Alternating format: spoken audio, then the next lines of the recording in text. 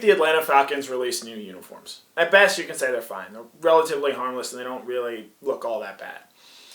The more critical people, though, said it looked like something that came out of a Madden video game, or in the case of the gradient jersey, it looks like something that had Hawaiian Punch spelled on it and rushed out there.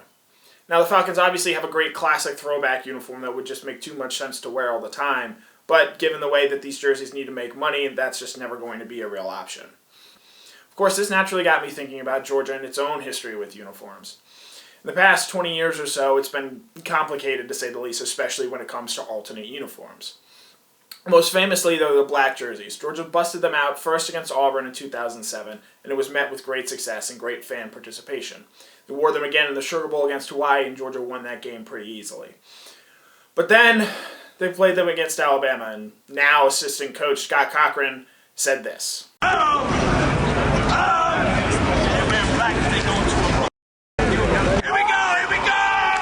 Most Georgia fans know what happened next. Alabama got out to a 31-0 halftime lead and ran to a 41-30 victory over a team that began the season ranked number 1 in the country. That was really the starting point for the Alabama dynasty under Nick Saban, even though that team didn't end up winning a national title that year. Those black jerseys were never worn again in the Mark Richt era and have only come out once against Louisiana in Kirby Smart's first year in 2016. And those black uniforms weren't the last alternate jersey, though, that Georgia wore under Mark Richt. There was the black helmet, black pants look, which is honestly the ugliest thing I've ever seen from a Georgia uniform. Somehow even topping the Stormtrooper getup that they wore against Boise State to open the 2011 season. Georgia lost those 2 games that they wore alternate uniforms, but fans aren't clamoring to see those uniforms again, likely because they're so ugly. But the same can't be said for those black uniforms. And Kirby Smart has at least leaned into the black uniforms in his time as the head coach. We had mentioned before that they wore them in a win against Louisiana in his first year at Georgia. He's also made it a point to allow recruits to wear those same black jerseys when they come on visits. They're popular on edits. You see them everywhere here. Even James Williams, the number 1 safety in America and a 5-star prospect, put out an edit this week where he is, yes, wearing a black jersey. And recruits aren't the only ones who like it. Former Georgia kicker Rodrigo Blankenship, one of the most iconic players of the Smart era, has constantly been a vocal proponent of wearing these black jerseys again. So players, recruits, fans, obviously, some fans anyway, want to see these black jerseys again.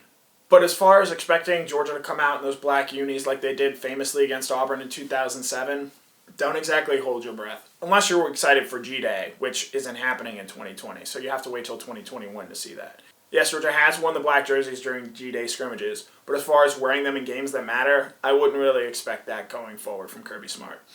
In 2018, when asked about wearing black jerseys, Smart said, quote, "We did it once against one of those bye teams, but for energy and enthusiasm. I don't think you need energy and enthusiasm against Auburn. If we do, we've got some other problems. I just don't think that's relevant." So I wouldn't expect Georgia to wear a black uniform in a game that matters, whether it be Alabama, Auburn, or even the home game against Tennessee in 2020.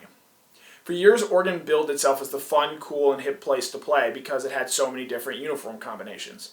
But those uniforms didn't guarantee success as we saw at the end of the Mark Helfrich era, ending so quickly after appearing in a college football playoff national title game. And for as much as we talk about alternate uniforms, changing them up, and what they look like, Alabama hasn't ever really tweaked with their uniforms, and Georgia's red uniforms and their white uniforms are pretty great and spiffy as well. New and alternative uniforms seem like a cool and fun idea in theory, but as the Falcons showed, pulling it off is actually much harder to do in practice. And Georgia's red and white uniforms are classics. They're not going to remake The Godfather, they're not going to rewrite Harry Potter, and Metallica's not going to redo Master of Puppets. You don't mess with classics, and that's ultimately what Georgia, Alabama, Texas, Oklahoma's uniforms are. As much as we like to see black jerseys again, I think it's, as Smart points out, important to focus on the actual things that matter in a football game, and not always how you look. For Dog Nation, I'm Connor Riley. For more Dog Nation videos, check out youtube.com/DogNation.